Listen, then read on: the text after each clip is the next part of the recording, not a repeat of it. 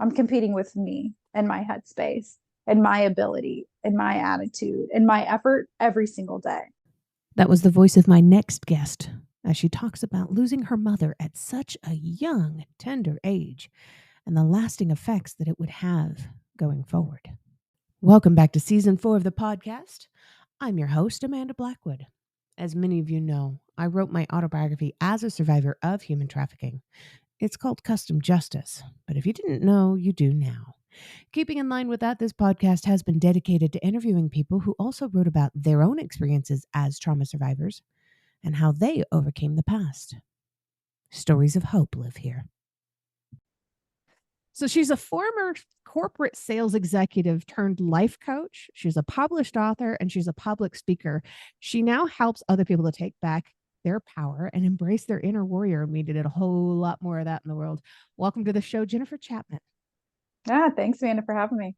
Absolutely. I'm excited to talk to you.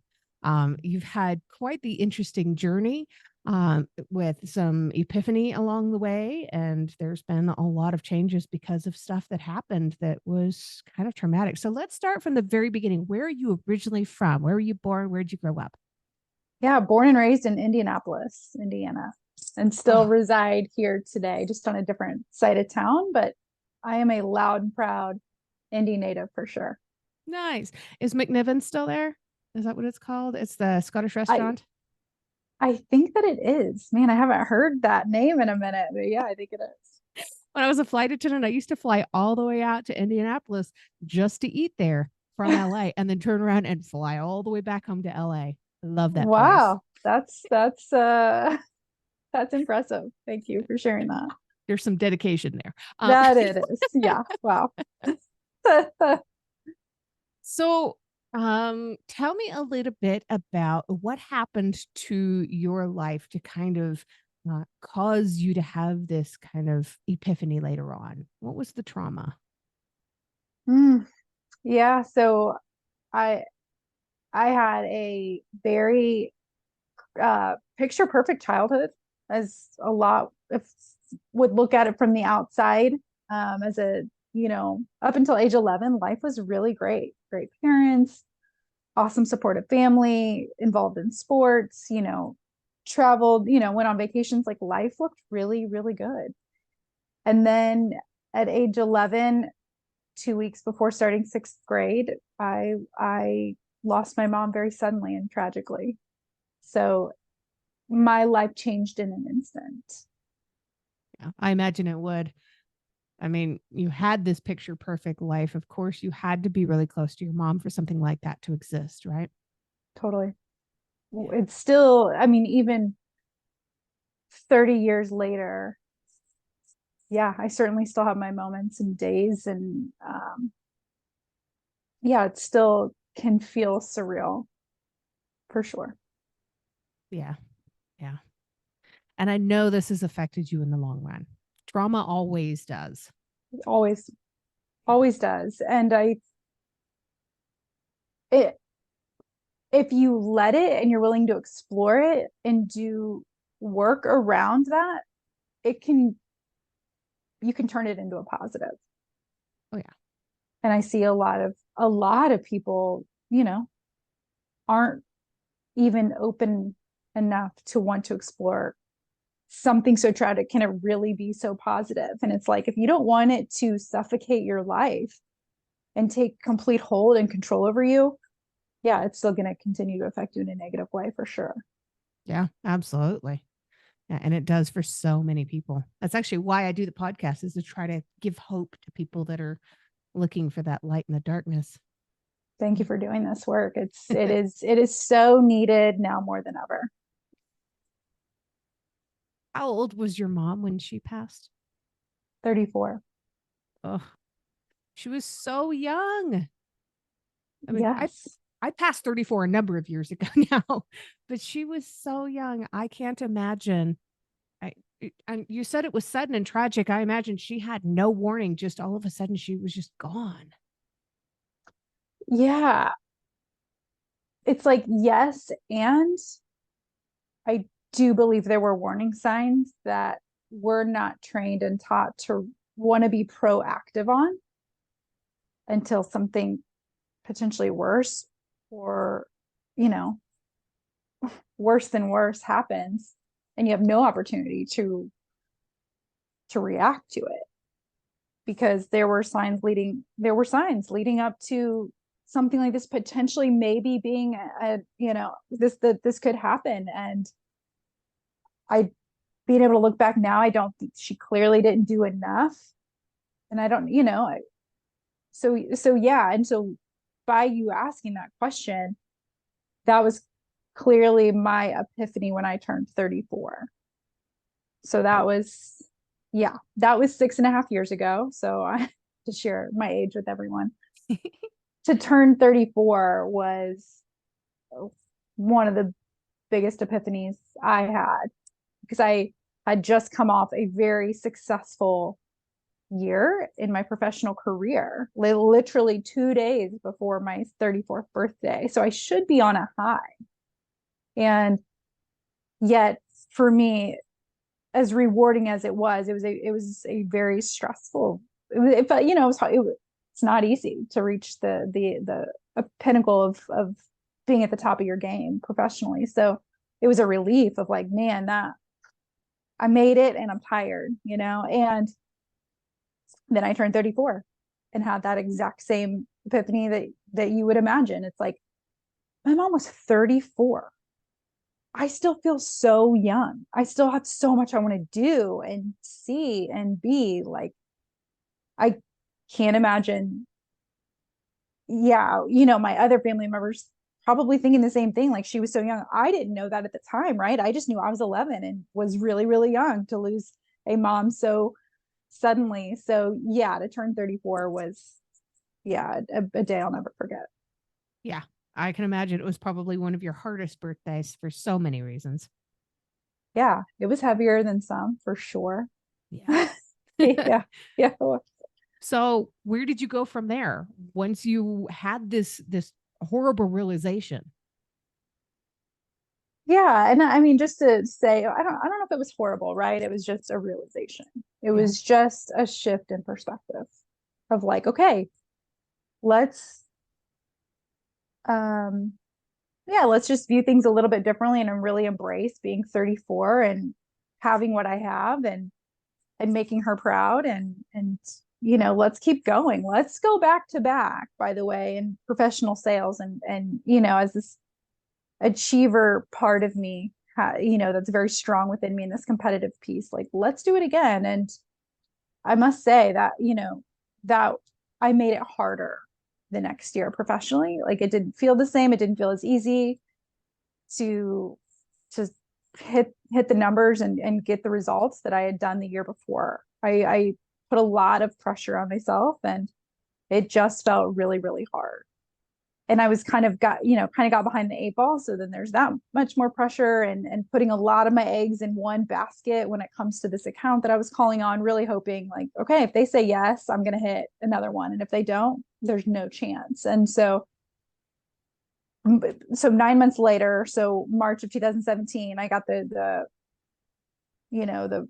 call that you don't want to get and saying like, yep, we're not going to move forward with the deal. We're not able to do it right now. And so that was deflating. And then probably within a couple 3 weeks of that, again, my life had different plans for me and had no idea that this was going to be a possibility, but that at age 34, I suffered a life-changing stroke. Oh my goodness. Oh, that Yeah. had to be terrifying. You're thinking, I'm 34, my mom was 34. I didn't think that, in that moment, Wow. that day, like being 34 didn't cross my mind. You know what I Yeah. mean? Like it wasn't, so it wasn't until about a year and a half later after recovering physically and really overcoming the mental and emotional distress that it caused me, because that was harder to recover from than the physical part for me, that I hired a life coach because I was really struggling and crying every day and not knowing why and still trying to work at a high level because I went back to corporate sales months later. Wow. And then I had that epiphany of Yep, I was the same age my mom was. I've survived this. I've made it. And this is why I'm here. So now I have to ask, was it a stroke that took your mom? It was not. Wow. It was not. I think, like losing your mom's, no matter what is hard. Losing her suddenly, harder. To lose her the way we lost her is probably the surreal part, which is that she had an allergic reaction to something she ate and her throat swelled shut. Oh my gosh. Yeah. Wow. That's Yeah. insane. It's wild. It's wild. 30 years later. It's so I've always had a heightened awareness to, food, honestly. Like what I'm eating. Am I going to have a reaction to it? Do I have any allergies? Do I have anything that would tell me this could happen to me because this happened to her? And I thankfully no, but that's certainly, yeah, that doesn't escape my mind ever. So yeah, no stroke for her. And it was, yeah, I've had my Wow. own, yeah, experience and now on my own, really it's continuous self-healing journey 6.5 years later for sure. Yeah.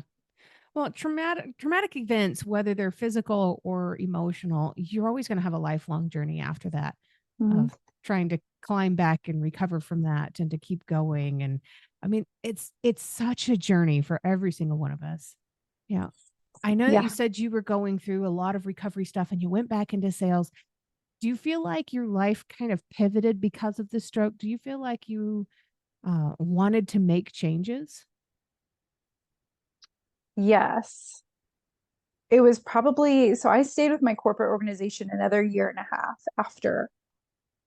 Through that year and a half of being there, yeah, things, I was starting to really shift my way of thinking, really paying attention to, wait a second, I'm not really fulfilled here anymore. I don't know what I want to do next. I have no idea, but it's something bigger than this. So I certainly had that realization there. And, while working with my life coach, explored that further with her, still didn't know what I wanted things to look like. Left corporate in 2019, went into home health at the time with a locally owned company here in Indianapolis. And it was a fine transition. It was good to get out of corporate. But really, it was when, in 2020, it was in the spring and summer of 2020 that I started to explore, can I do something similar that my coach did for me? Can I do this for other women, other people, other men too? Can I be, yeah, someone of, support and to create inspiration and motivation and, for other people? As much as we all hate commercials, they are a necessary evil these days. That's what keeps the show on the air. You can show support by purchasing one of my mini books or donating through PayPal, or even just leaving a review on whatever platform you listen to this podcast on. You can find the links for the books or donation options in the podcast description under the guest information. As always, a portion of the proceeds of everything made do go to local organizations that help fight human trafficking. Now back to the guest.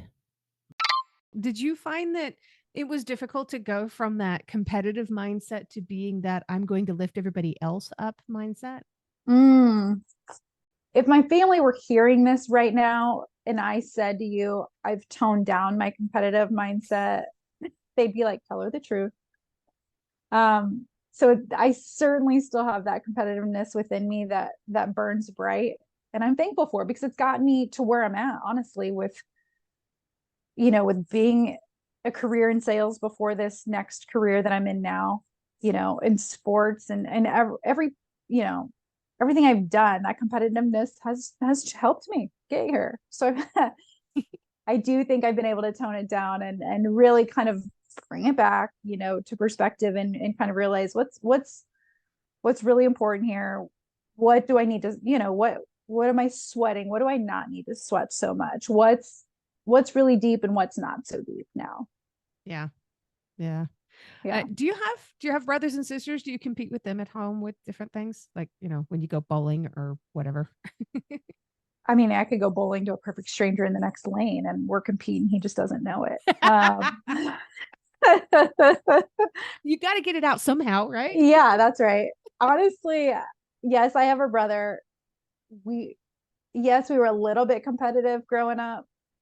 I'm, whether my husband knows it, he does know it. I'm extremely competitive with him on Wow. anything. Yeah. And I'm Hopefully in a good very, way. yeah, I'm very grateful he puts up with that with me. I think it's good for him. He just maybe doesn't realize how good it is for him. But Pushes him to do more, right? That's what competition's all about. regardless, it pushes me. And that's what matters to me, right? Like it's been another realization for me over these last few years. Like I'm competing with myself every day. That's it, right? Yeah. I'm not competing with anybody else. Like when I was in corporate sales, it was really learning like I'm not competing with any of our actual competitors out there. I'm competing with me and my headspace and my ability and my attitude and my effort every single day, right? If I've given my best every day, it was really working with that being good enough. And if I didn't land a deal, that was on me, right? Versus blaming it potentially on something outside of myself, which at the time sometimes was easier to do, right? Than looking in the mirror, which I think a lot of people, what I know to be true over these last 3 years, struggle to want to look in the mirror. Yeah. Yeah. I know this is becoming more of a more and more of an epidemic too. Yeah, I would agree. Do you think there's a connection between that struggle and social media? Yeah, for sure. Right. Like that's social media. I mean, it can be a great place to go, and my social media, it's and who I follow and all of that has changed over these last 2 or 3 years, with really paying attention to who gives me energy when I do get on there and who are the Debbie Downers and the energy drainers that get on there and things that I know are not going to serve me well, which, can't be 100% of the time when you get on there. But yeah, social media has a strong hold on a lot of us, whether we are consciously aware of that or not. Right. Yeah. I mean, speaking of competition, we're constantly competing for the most number of likes or the most number Yeah. of comments or the most number of people wanting to interact with us in some way on social media. Yeah. It's for me, it was, and I said, I would be lying if I still didn't do it now. I don't pay as much attention to the numbers, right? Like I just trust that the content and the messages that I put out there are going to reach the person that needed to hear it that day. Yeah. Um, but yeah, for me, it was looking, I mean, it can be looking for external validation, Yeah. which is what I used to struggle with. Now, it's really paying attention to things it's just affirmation for me Yeah. versus trusting someone else that I may not know to then say, yeah, okay, now I did make the right decision or the right choice because I heard it from someone else to then say, yeah, that's what you need to do versus really building my own trust within myself. Yeah. Yeah. You I've don't need somebody else to tell you that you're worth loving. That's right.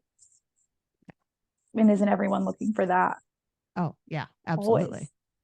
And Yeah. it's just like you said, I mean, it's all of that starts with us. It's doing the inside out versus looking for outside of yourself. Yeah. Who inspires you the most? Oh, great question.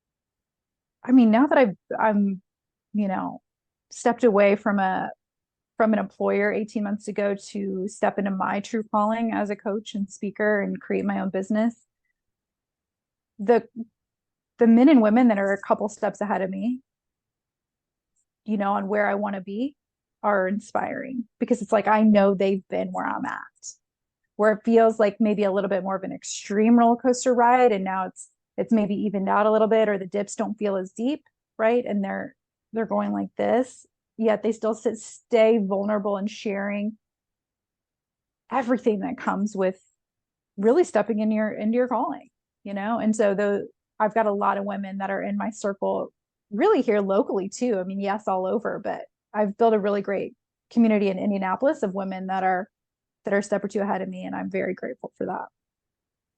That's amazing. That's Thank beautiful. you. And I understand you have a copy of your writing there. handy, have you got a part of it that you would like to read for our audience and talk about a little Mm, bit? yeah.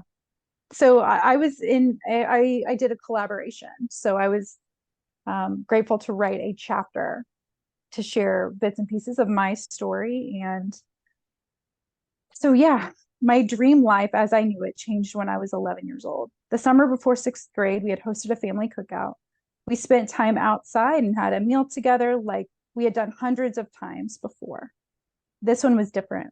After dinner, my mom disappeared in her bedroom. We hadn't seen her for a while, so we went to check on her. There she was. She had gotten sick and had passed out on the bathroom floor. We called the ambulance. My brother and I were terrified and hysterical. My aunt and my grandparents surrounded us and assured us everything was going to be okay. My mom was transported to a hospital and us to our grandparents' house. We did not know much about what was happening from one minute to the next. It was a full 36 hours later before we found out how bad the situation was. I was woken up by my dad early in the morning.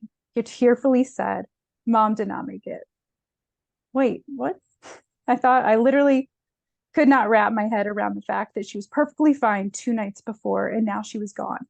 I was shattered. The next couple of days were a whirlwind of activities. There I was, 11 years old, walking into a funeral home to say goodbye to my mom. It was gut wrenching. It was also heartbreaking to see my brother, my father, and other family members doing the same thing. The amount of support shown to us was overwhelming. There was a line out the door. For 4 straight hours, we were met with family, friends, and acquaintances who brought cards, flowers, love, and condolences for our family. One of the hardest moments during this time was having to see my dad break down as we said our final goodbye. From that point on, every time we would go visit her as a family, he would break down. I really struggled with how to handle seeing him that way. I realized it was not that way of handling her passing. I knew she was not really there, but that I could talk to her from wherever I was. And that's my message to your audience when going through grieving is, it's different for every single person at every different age. Everyone handles it differently. There is no book that tells you how to grieve. And so that's how I've been able to fully heal, is to have this relationship with my mom that's bigger than me. It's bigger than going to visit her, you know, her gravesite, if you will. It's really being yeah, connected to her on an extremely deep spiritual level. I mean, I can hear the pain when you're reading this. It's still fresh. It's been so many years, and the pain never really goes away. We just learn to make room for it. That's right. Yeah. Thank you. Yeah, it's tough stuff talking about the loss of somebody that you love. Um, it was only a year and a half ago. My best friend passed away of pancreatic cancer, and Mm. it still hurts, and it will hurt. It'll hurt forever, just because these are people that you love. And if it ever goes away, that's when you know something's wrong. Mm. Yeah, and I'm so sorry for your loss. And I would also say, and what I have found very valuable, is being able to move forward with them, with us, versus moving on from. And Right. that's a powerful TED talk from Nora McInerney. And I watch it more than once a year, honestly, because I learn something different from it every time. But that was her message after she had had a three hardships within like 6 weeks, three losses, Wow. and people asking, silly questions because they're unaware, and a lot of people don't know what to say. Yeah. But she was like, it never worked for me to be told, you know, are you ready to move on, or are you going to move on, or when are you ready? All it's like, you don't. No. You just learn to move forward with. Yeah. You just keep going. That's right. So if people were looking to grab your book, the collaboration, and get inspiration from you and the other people that you wrote with, what's the name of the book? Where did they go to grab it? So the book is called Voices. words of wisdom, inspiration, courage, and soul. And it is on Amazon. And you can also connect with me on my website, justcommitcoaching.com. I do complimentary a coaching session. If you've never had a coach before and just simply want to learn more, schedule a call with me. And then I have a free download there as well with regards to how to create your own shifts within your own mindset, which is something you can control. So don't let your mind control you. You've got power to take control over your mind. Some. And I'm going to make sure that I do have that link to your website, justcommitcoaching.com, in the episode notes, as well as your LinkedIn and your Instagram, so people can follow along and keep up with your journey here. Thank you. Thank you And so much. absolutely, absolutely. But now it's time for my most favorite question of the whole episode. Always, always. What is one thing that you truly love about yourself that's not Mm, related to your physical appearance? such a great question. I podcast guests quite a bit, and I love the questions that I don't know are coming. And you know, I know some of my answers to some questions, right, are pretty standard. What I know what I'm going to say every time, but with this question, this is probably something I haven't given an answer quite like this. But what I really love about myself is my sense of humor and my wittiness. And my husband at times, I can be a little sarcastic, and it can lay on kind of thick. I feel like he's one of the only people that don't appreciate it as much as I would like for him to. But humor for me is, it's like, if I I love to laugh hard at least once a day. That brings me joy, and it's gotten me through, some of the hardships and the traumas that I've been through, as well as to being able to smile and laugh every day. So that's what I love about myself. If you've enjoyed tonight's episode, please make sure you check out the episode description. You'll find links there on how you can learn more about this guest, links to connect with them on social media, and how to support the podcast. Remember, I don't get paid to do this. My boss is a bit tight fisted, but I can say that. I work for myself. In short, this show really is all about the guest. If you've enjoyed their interview, please feel free to let them know. You can also tune in to the other podcast, Growth from Darkness, which is co hosted by a lovely lady from Australia. We talk about what trauma responses are and healthy ways to move beyond the past. For more information, just go to growthfromdarkness.com.